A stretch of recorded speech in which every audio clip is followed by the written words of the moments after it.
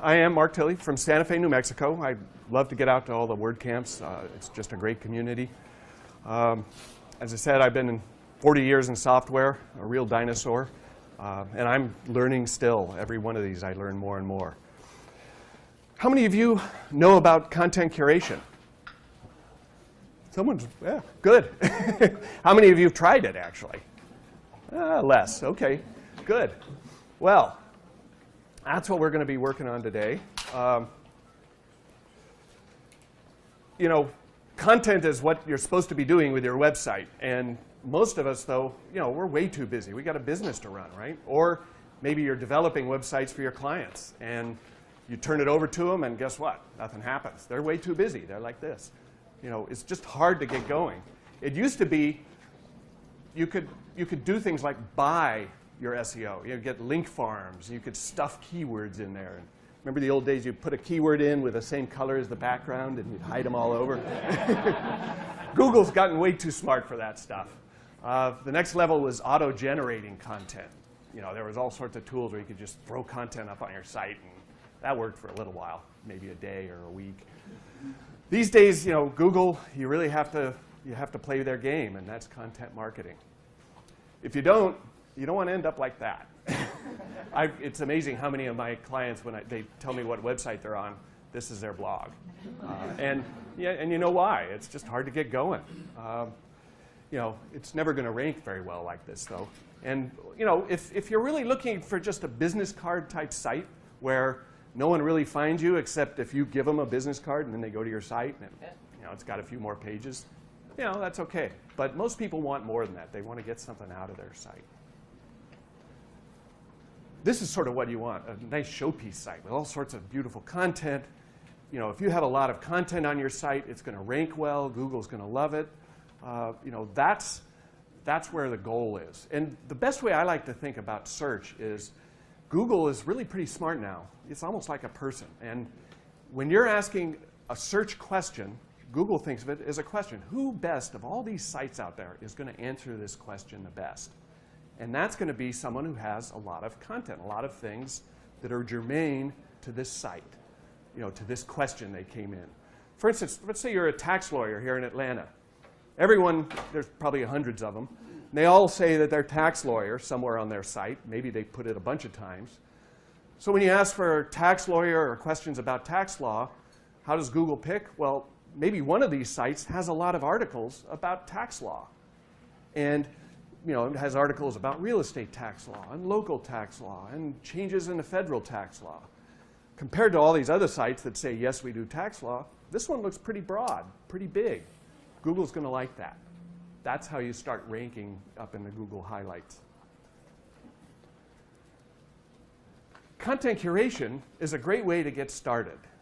And I think the key point is getting started. It's not going to be the be-all and end-all. You can't just throw everyone's articles up on your site and expect Google to rank. If you copy people's articles, that's even worse. Google will take you off. So the key to think about content curation is you're doing two things. First of all, you're thinking about your site periodically, regularly. You're maybe finding an article and you're posting it once in a while. Now all of a sudden you're starting to do something. Second of all, you really want to introduce these articles, tell people why you're looking at them, maybe just a sentence or two. But again, all of a sudden you're starting to write a little bit. You're not just sitting there saying, oh, I have to write a 4-page article or else it's no good. Well, you're never going to come up with the time to do that. You don't write that much in your business, most likely, you know, unless you're a blogger. And even as a blogger, you know, it's hard to come up with articles some days. So you want to start with something else. You know, you're poking around in other parts of the blogosphere out there. So what is content curation? And feel free to ask questions as we go along. I've built in some time. Oh, look, I knew I'd get one. Yeah, they should have put it on the site. It's on my last page. I'll show you all the stuff. It's also on SlideShare. So what is content curation? It's not content aggregation. That's where the name first came up. Remember sites like Huffington Post and BuzzFeed. They're aggregator sites. That's how they started. They pulled content together in one spot. Radical idea for a while. And it worked for them. They boosted, well-known sites now. They don't just do that anymore. They write their own news, etc. But you as a site can't do that anymore. Google's sort of on to that. You know, if you're just going to put together a site and capture all the NFL stories and put them up there, you know, what's the difference between doing that and typing in NFL news on Google?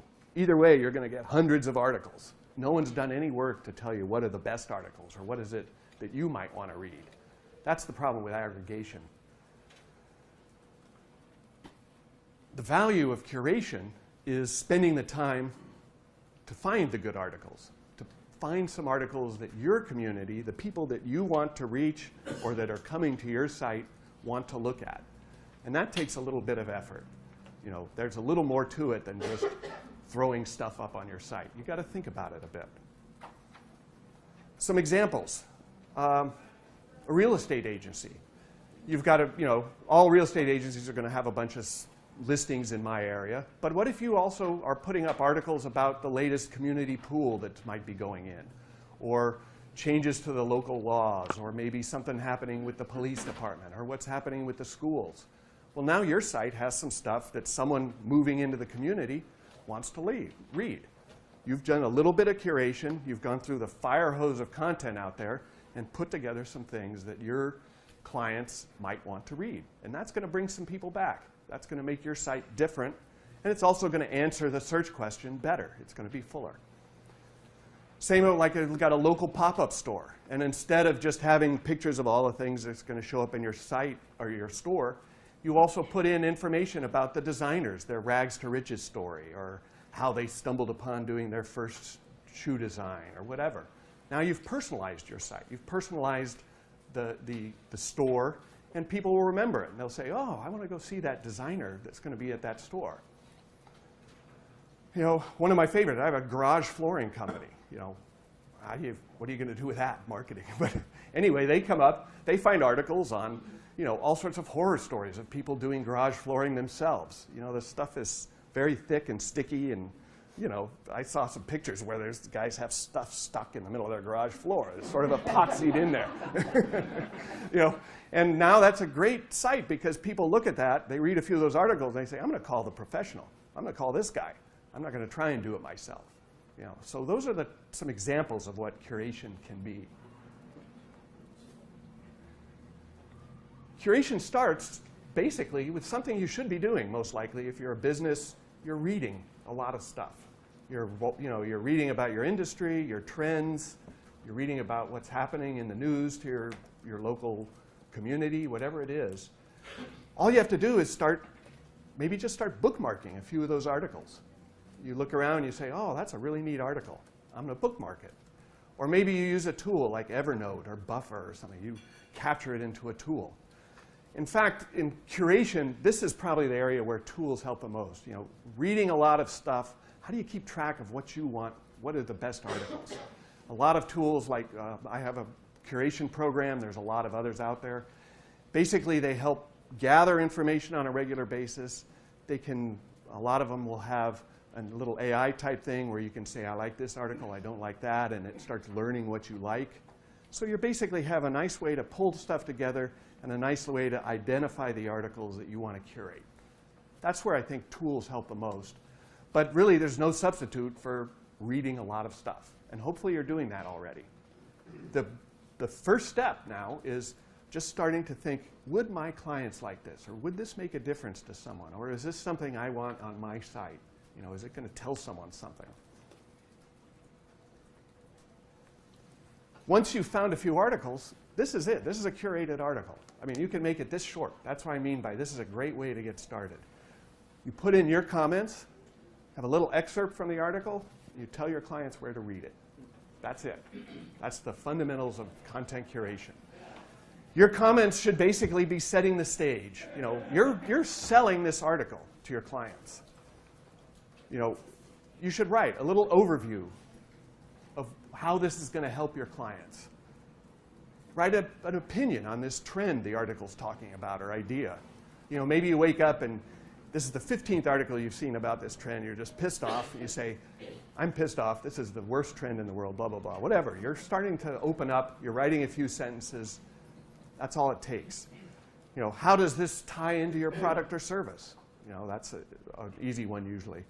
Contrast two articles. After you've done one or a few of these, you're starting to do this regularly, maybe then you start writing one where you compare and contrast 2 or 3 different articles. So you write a little blurb about one, have some quotes, contrast it with another one, have some quotes, do another one, have some quotes. All of a sudden you've got a pretty long article, and you've written a fair amount of it. And so you've got your own content that Google's going to see as new. Google will probably figure out this came from somewhere else, so it's not going to help a lot. But you go tell your clients where to go to read it. You know, when you're excerpting this stuff, don't use much. You know, try and focus. If I've introduced the article here, try and find the best quote here that's going to follow on that theme. If you're telling your clients, this thing talks about the latest thing in the industry, put a quote here about why it's the latest thing in the industry from their article. And always have attribution. Always point back where it came from. You know, make it clear, make it prominent. You're really selling this article. You want to make it easy for your clients to go read the whole thing. And it's not really, I'm going to talk about it later more, but it's not really a problem that they're leaving your site because, again, you're the one who's bringing focused articles to them. This other site may have thousands of articles, but only one of them was good, was something your clients would want. So they're probably not going to stay at that site.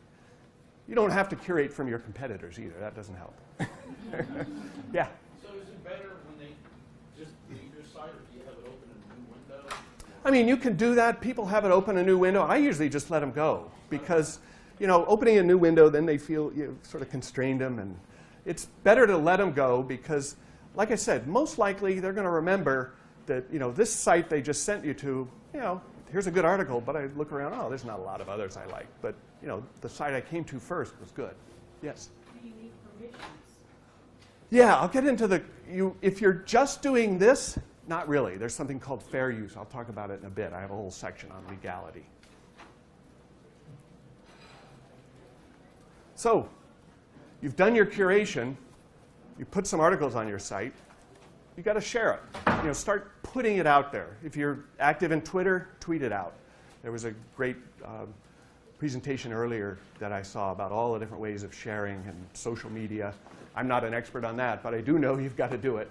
Some of the things I'd like to do, though, is, you know, you could post it on Facebook, LinkedIn, things like that. I like to put a weekly or monthly email blast. So I've written these tiny little snippets. I've got an email list. I gather 4 of them up for the month, and I email them out. Say, hey, here's some things you might want to read. Or you say, here's your monthly reading list for the January. The other thing that I found helps a lot is I'll go out to sites where I've curated articles, and I might comment on an article and talk about how the article I just curated might fit back with this theme that this person's talking about. So I'm becoming part of the conversation out there.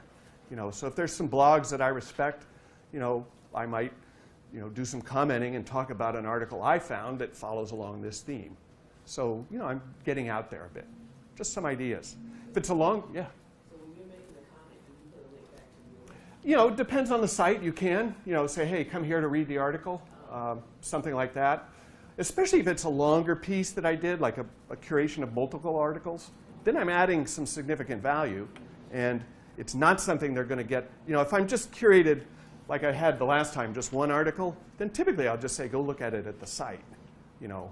And a lot of commenters will let you put in your site name and link, so you're still linked in. But if it's a bigger piece, I'll have them come to my site. And that's the other thing is, a lot of places, all these blogs that you've been curating from, if you're curating their articles, if you write one that's, you know, it's still a curated article but fairly long, you might go and see if they'll publish it because it's really pretty interesting, you know. So think about publishing some of the stuff you do. There's a lot of sites like Business to Community that'll take an article. As you've been reading widely, you might see some blogs that would like this type of content. You know, think about getting it published. That's the best way to get a link back to your site is, you know, publishing it. So as we were talking earlier, is all this legal? You know, I'm taking stuff from other people. Is that legal? Who here thinks it is legal? Not? With attribution? Yeah. There's actually no real specific law about it. You know, copyright law covers it, but it's not specific. And it is disruptive. It's, you know, it's launched whole businesses, it's changed media. You know, people have done it wrong and really paid the price or ruined other people's lives. It's disruptive. As I said before, fair use is the clause. And think about it. Fair use is like common sense. You know, and that's basically what you have to think. Copying the whole article is not fair use. You know, I copy the article, I put it on my site. I'm basically trying to fool my clients into thinking I wrote this. That's not fair use.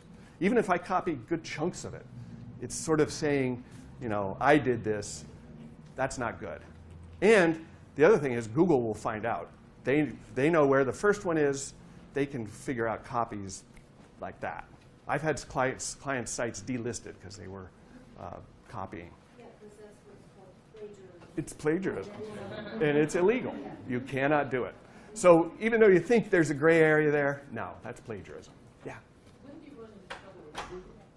You run into trouble with Google when you copy too much. It's, you know, for copying the whole article, obviously Google is, like I said, I've had clients delisted from their search engine because they copied whole articles. I like you know, I'll talk about it a bit, but my feeling is you want to focus what you copy to very specific, like sound bites. You're selling their article. You want to put in the best pieces. You don't want to make it easy for your clients to read the article on your site. That's not the goal. The goal is to sell the article and get your clients to go look at it, because now you're informing your clients. And that's, you know, it's hard to get around it, say I'm going to send people elsewhere, but at the same time, you're providing a real service by getting them to read the whole article. You know, if you don't add your own commentary, even if you just put a quote from the article and then link, you aren't really doing much if you do that. First of all, Google knows that quote came from somewhere else. In fact, you told it, here's a link to it. And second of all, it doesn't really help your site. What helps your site is having a few of your own words. So putting your own words on there, telling your clients why they should go see it, you know, selling this article is what you want to get. That's your contribution. It doesn't have to be long. It could be a sentence. You know, the first 2 months, all you do is write a sentence. Then you start writing paragraphs. Then you write 2 paragraphs. That's all it takes. Most authors are happy to have their article curated. I get comments whenever I curate. Most of the time I curate an article, I get a comment from the author on my site saying, thanks. Why? Because I just put their article into a broader distribution. They're happy. If you do it well, if you do it well where you're selling their article, they are very happy to have you do that. The other thing they do is now you've got a dialogue with this client, this blog, or maybe this other writer, or this other product or service company that's tangential to you. Use it as an opening. You know, they'll contact me and say, thanks for curating. I'll contact them and say, I like your site. You know, sometime if I write an article, would you publish one? You know, or if you have some other articles like this, tell me. I'd love to get them on my site. So you're starting a dialogue. So curation has a benefit of not just you know, getting something on your site, but it's opening up that dialogue with other people out there. And most publishers are very happy to have, you know, a bigger audience for their articles. Yeah? Is it harmful to have the article, instead of linking it to the article, can you have it open up like in plain? It's not technically harmful that I've heard, but I think it's difficult for clients because it has these little frames. What I do is my link will basically open a new tab. So I'm still there. They're in a new tab, but it's easy. They just kill the tab and they're back where they were. So I like that better. You know, again, you're writing in the excerpt. The key I've seen mostly about excerpts is don't use a lot and make it targeted. Make it something that follows with what you're writing about, and make sure you write some commentary. I like to put, my goal is to always write as much commentary as there is excerpt, or more. And it's one good way, you know, if I excerpt a quote, a paragraph, it sort of forces me to write a paragraph, you know, and I got to think about what I want to say.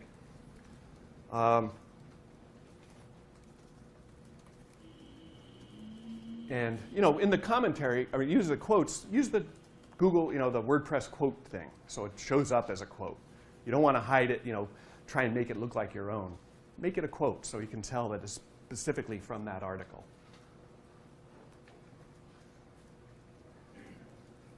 There's may not be enough blame to go around sometimes, but there's always enough attribution to go around. And you can never do enough attribution. Make it clear. Some people use don't follow links, sort of like putting it up in a thing. They try and conserve their link juice or whatever it is. It doesn't go over to this other site. But that's stingy. It's not really fair use, I don't think. Go ahead and tell Google, I like this article. Follow it. Then that publisher gets a backlink to their site. That's great for them. And again, that's where you can maybe start some dialogues. That's why publishers like you to curate. Be prominent. Praise the author on the site. If there's an author, I like to put the author's name in my comments. And if they have their own bio page, I put a link to the bio page too. Because a lot of sites are aggregations of content, so you're sort of singling out this author for them. Yeah?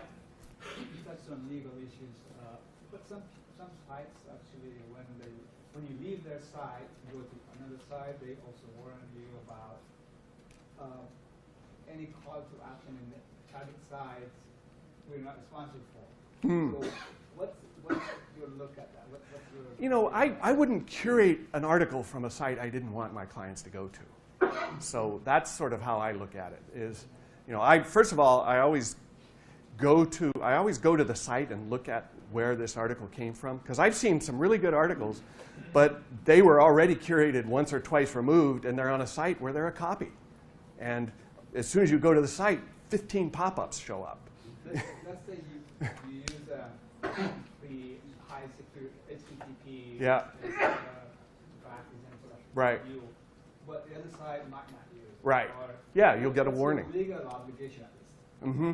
Yeah, again, I think the key is to know where you're sending your clients and not send them to sites you would, if there's a site that you don't like that is popping up warnings and stuff like that when they go there, don't curate the article from it. It's not worth it.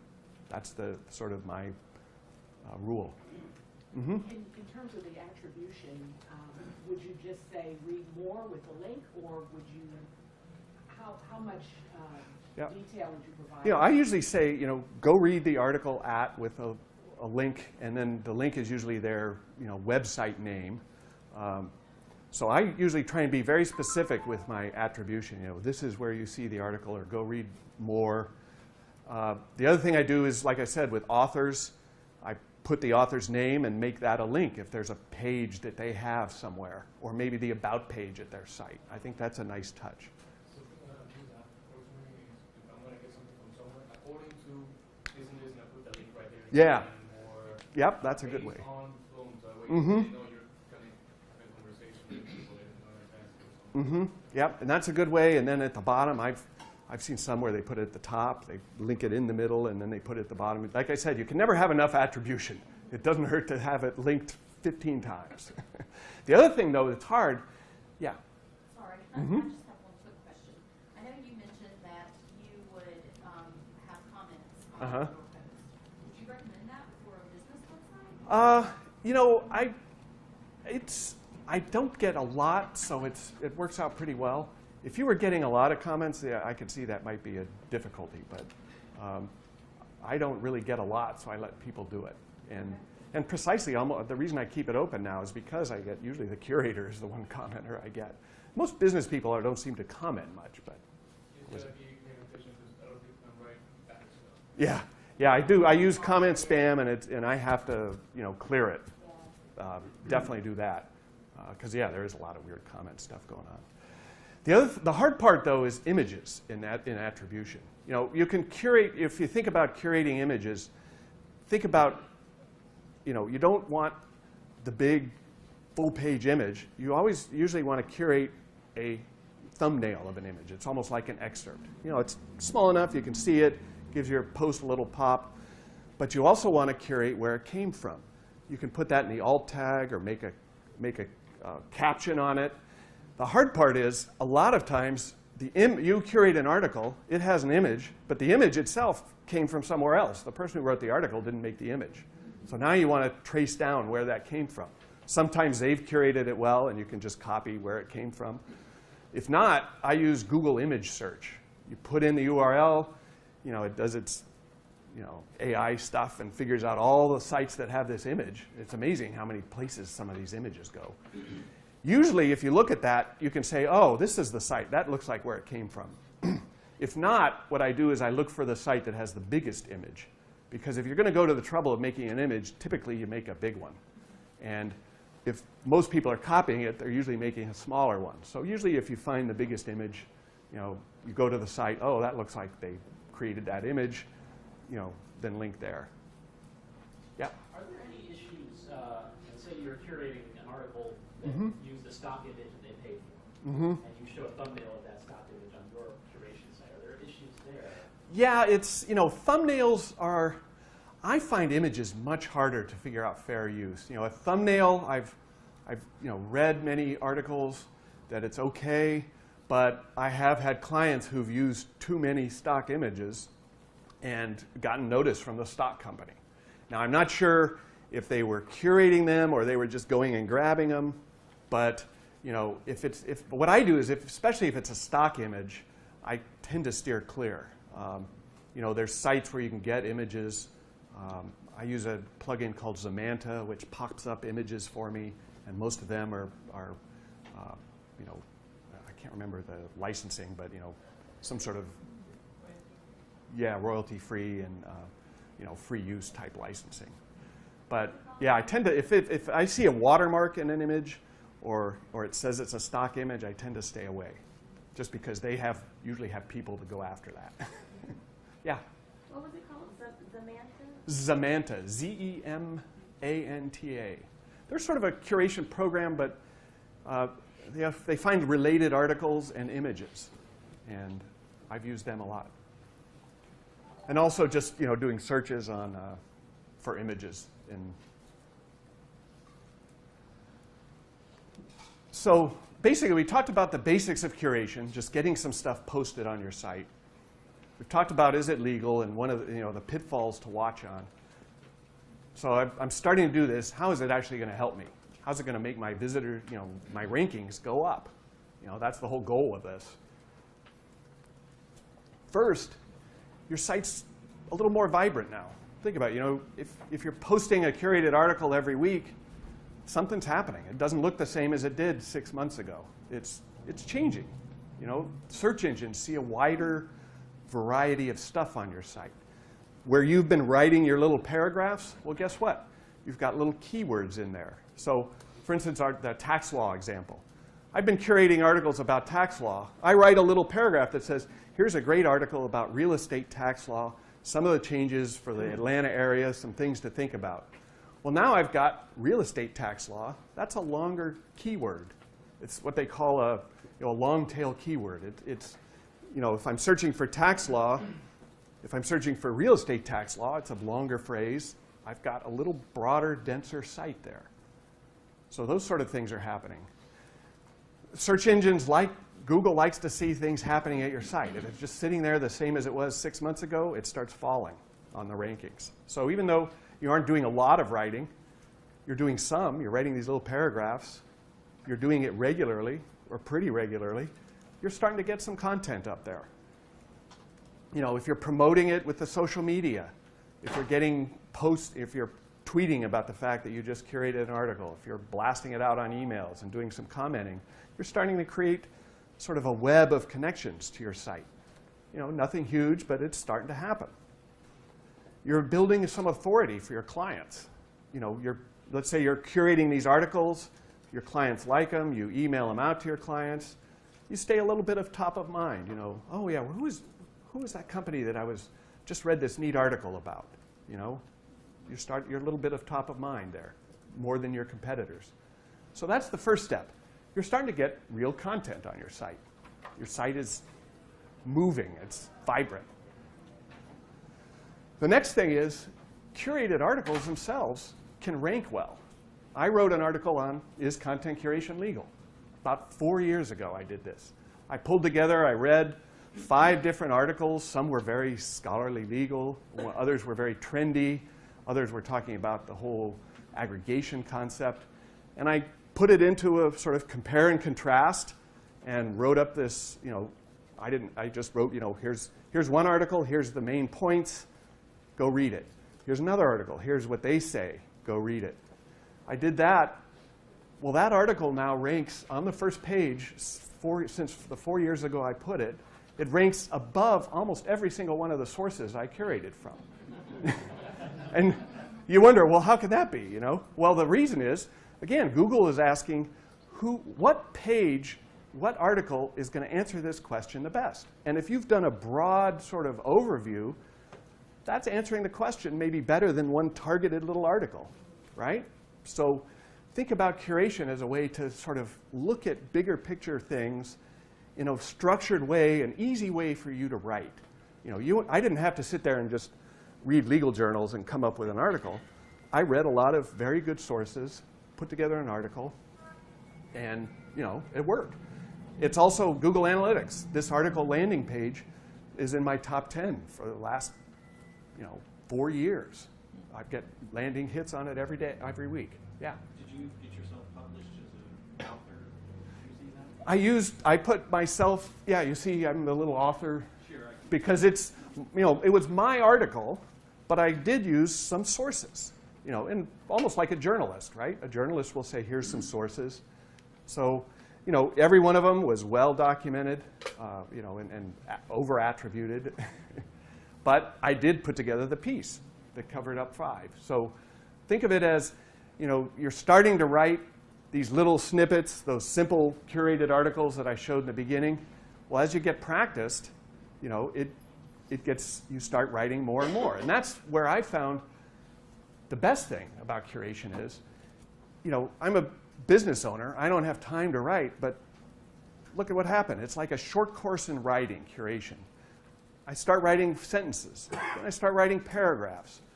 Then I start writing a couple paragraphs. One article really pisses me off, and I write about it. So you're starting with these little bitty bits of writing, but you're doing it somewhat regularly. I started off trying to get 1 out a month, and I could barely do that. And then all of a sudden I was getting them out every couple weeks, and they were getting a little longer. And then I was getting one out every week, and they were getting even longer. Those little comments grew. And I started getting a little bit of a voice. I got used to writing. I started getting a little bit of voice. I started inserting myself into the conversation, not just saying, go look at this. I was saying, here's what I think. Yeah? Do curated videos give you the same push that curated articles do? Video is a very good, I don't know if I've had a lot of questions like that. I don't really see how it really, you're typically embedding the video. And to the sense, to the extent that Google can figure out that you've got that video, it's probably based on YouTube already. So I don't really see it as providing a lot of, link or SEO benefit, but it does provide a lot of benefit to your clients. If you build a YouTube channel, Mm-hmm. you can bring in the articles or the videos Onto the YouTube channel. Yeah, so that's a you're good thing. aggregating everything there for your Yeah. customer base to Mm-hmm. see Yeah. as well. So it's kind of a nice thing for your customers to Mm-hmm. see all the articles or all the videos. Right. Yeah, and that could be a good way to do Well, it. couldn't you put comments about the video, just like you put Yeah, comments you could on put the comments, and that definitely helps. So instead of the article, like you get the little snippet of the video, and then here's the video on YouTube. Mm-hmm. Comments are there. So Yeah. That type of thing, at least if you're writing some stuff, it helps. And you're providing some value for your clients, if anything. And like she said, making a YouTube channel or something could even be a better way. Mm-hmm. You mentioned, I did it once a month, I did it twice a Yeah. month. Are you doing it, or do you have a VA? Have you experimented outsourcing it? A lot of my clients, I do it myself, and I'm just a one-person shop. A lot of my clients start this way. They get some comment, it starts ranking, but then they go outsource after a while because they want to get more and more. It depends where you want to get. you know, what I find. Outsourcing is, you know, definitely a good way, but it's expensive. You know, it takes a fair amount every time. It's tricky too, because you can lose your authentic voice. Mm-hmm. Yeah. You know, if you're writing, like once I started writing some of these, you know, I started getting my take, which was, you know, how a business owner can learn to start writing again.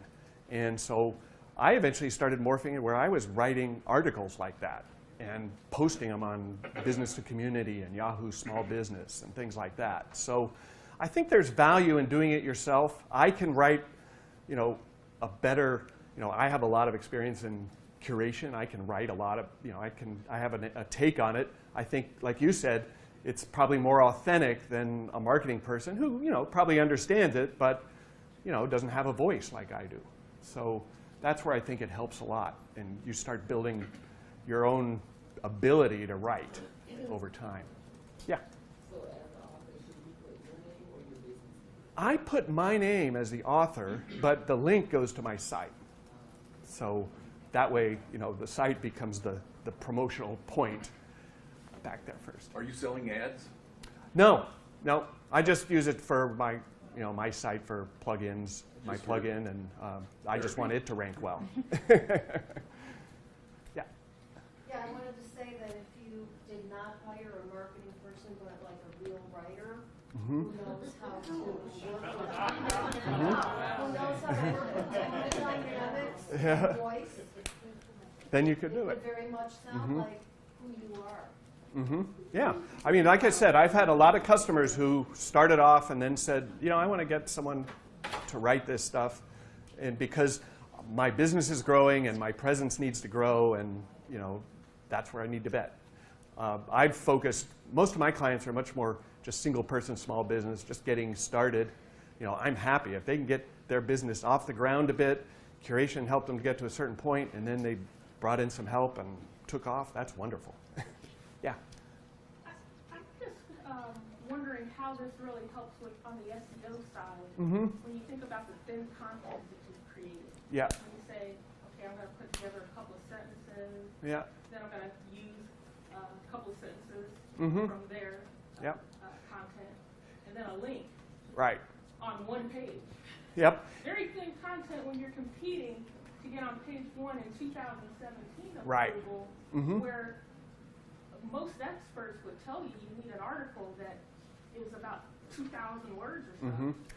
Yeah, and that's my point is what you're doing is it's not so much that writing those little one-page things that I showed you are going to do a lot, but what they're doing is starting to get you writing and thinking about content. And then over time, as you get better at writing and building that into your day, you'll feel much more comfortable sitting down and writing a bigger article, like I did with my content curation legal article. The first time I wrote something with 2,000 words was a bunch of curations. So it's not so much that if you just put up 50 articles with a paragraph of your own writing, a paragraph of curation, and a link, it's probably not going to do a whole lot SEO-wise. At least Google will see your site's active. It's not going to just cut it out.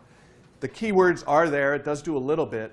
But the whole point is you're starting to, by doing that, you're going to grow your ability to write more and more. And so you might start writing an article, you've been writing these little curation articles. You might write a nice how-to article on your product. You finally have more comfortable writing. You might write a compare and contrast between, several different trends in the industry. Those are the things, like you said, if you can get to the point where you're writing a little more, publishing them elsewhere, getting the links back to your site, that's where it starts paying the benefits. So the point is not that curation is the be-all and end-all. I'm not going to say curate 50 articles and your site's going to go to the top. Not going to happen.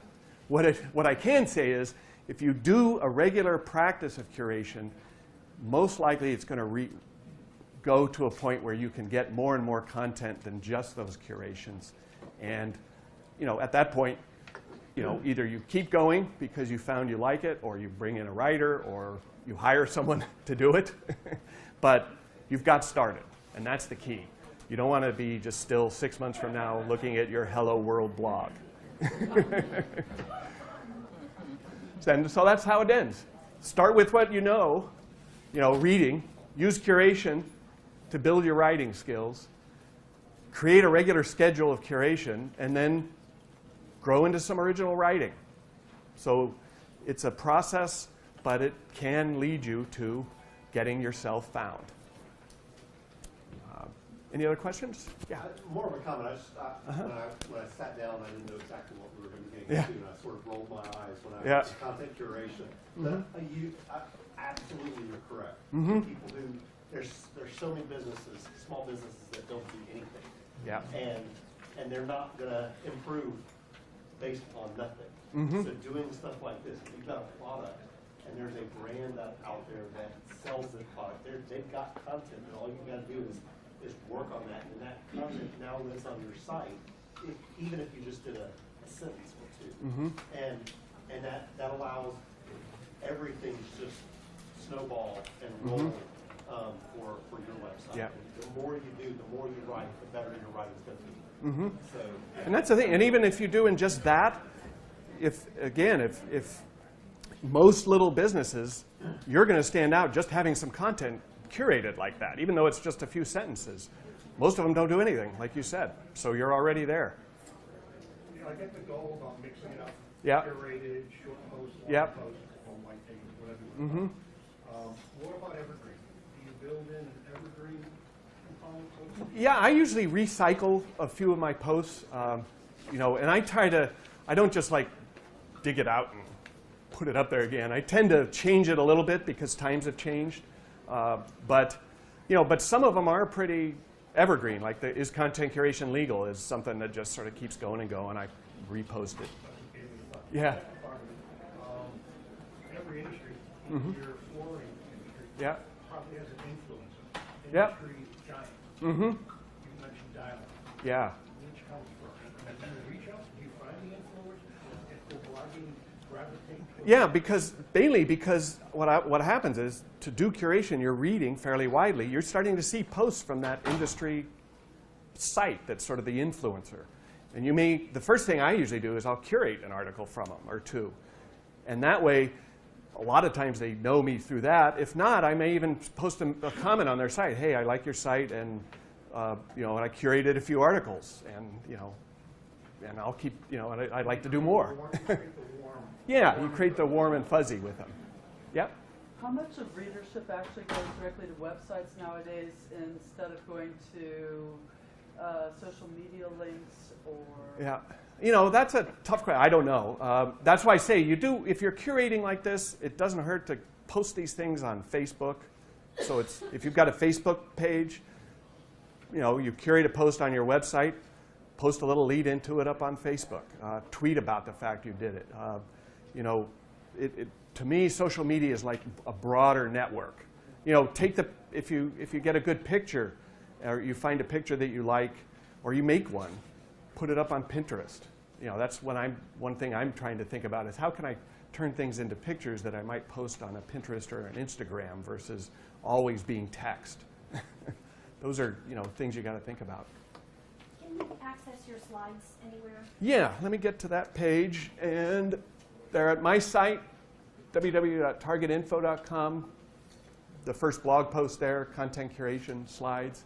They're on slideshare.net under Mark Tilley, content curation. And you can email me at this, mtilley@targetinfo.com. I'll send you, I have them in Google Docs. I'll send you the ones if you want that. So just for fun and out of curiosity, Yep. I was wondering, when you send out your email once a week with 4 articles, what 4 articles do you find that you have to do the garage floor? Yeah, I don't send, what I do is I send articles about curation in general. So the garage floor guy picks out a few articles and sends them in his email blast to people. But I'm doing more curation articles. I usually do, roughly monthly at this point. No, that was a client of mine.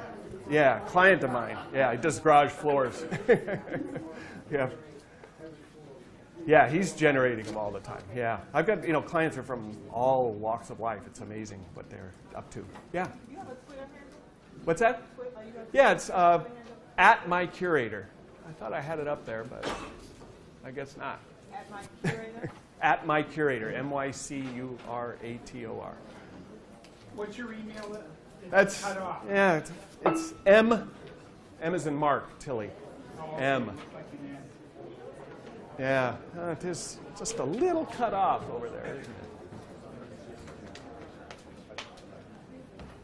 There we go. How about that? Sorry about that. Get the M. Any other questions? I guess it's time to go. So. Oh.